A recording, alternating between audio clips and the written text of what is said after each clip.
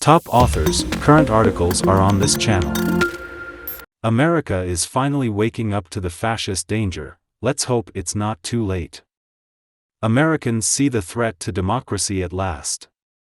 But it's no time to celebrate, the Trumpists aren't beaten yet.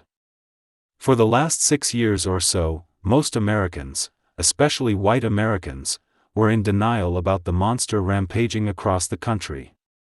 Like privileged children, they believed that if their eyes were closed, the monster couldn't harm them. The real world does not work that way. Those slumbering Americans are not entirely responsible for their bad decisions. In one ear they had the hope peddlers and centrist pundits whispering, like fairies or gods in some pre-Raphaelite painting, that everything would be fine and they should just keep sleeping. In the other ear were Donald Trump, the Republican fascists and their allies, assuring them that everything would be fine and good because the Trump movement was fighting for real Americans like them. As the song lyric, drawn from an Elizabethan poem, warns us, sleep is the cousin of death. That is especially true for democracies in crisis and under siege by fascism and authoritarianism. A much-discussed new poll from NBC suggests, however, that slumbering Americans may finally be waking from their slumber. The poll found that the issue of threats to democracy has overtaken the cost of living in perceptions of the most important issue facing the country, and that the big legislative package meant to address climate change and healthcare that was recently enacted by Democrats is widely popular. But hovering over the entire poll is a deep dissatisfaction from the American public. 3/4 of voters, 74 %, say the country is headed in the wrong direction, representing the fifth straight NBC News survey showing this number in the 70s. Additionally, 58 % believe America's best days are behind it, which is the highest percentage on this question dating back to 1990. Another 68 % of voters think the United States is currently in an economic recession.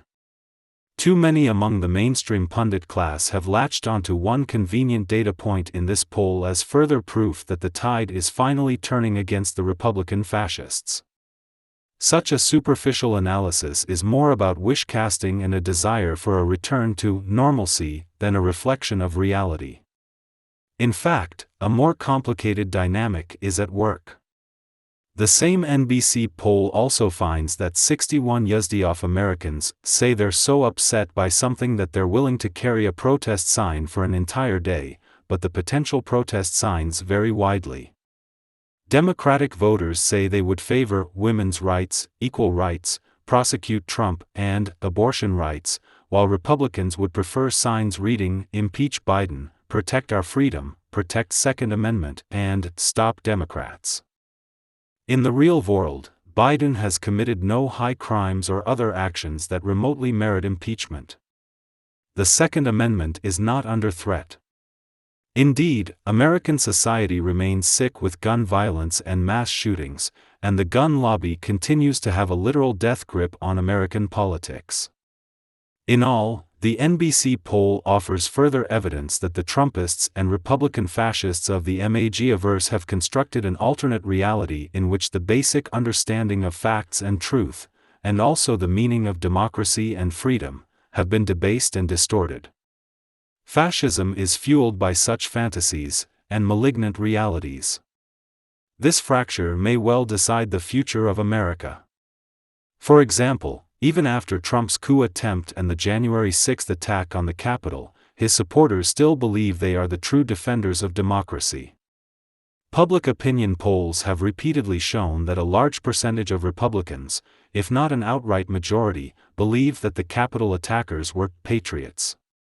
From the same NBC poll.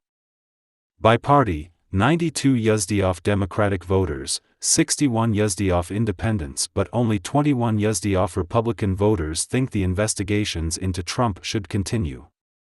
Emphasis added. While all voters who prefer the investigations continue rather than stop lead by 17 points, the margin holding Trump responsible for the January 6 attack on the U.S. Capitol is much smaller. A combined 50 % of voters say Trump is solely or mainly responsible for January 6, up 5 points since the May NBC News poll, before the House committee investigating the attack began holding multiple televised hearings. That's compared with a combined 49 yeses saying Trump is only somewhat responsible or not responsible at all for January 6, which is down 6 points from May.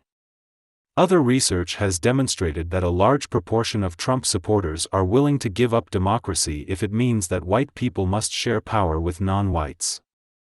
In practice, their vision of New America will entrench white conservative minority rule over an increasingly diverse and pluralistic majority. There is a name for such a society: apartheid. The Trumpists and their followers have a racialized understanding of democracy in which white supremacy and white power must be maintained at all costs, where they are the only real citizens and voters, and where if they do not win at the ballot box the system must be corrupt and the outcome was stolen or otherwise illegitimate. That kind of racial logic is the very definition of white supremacy.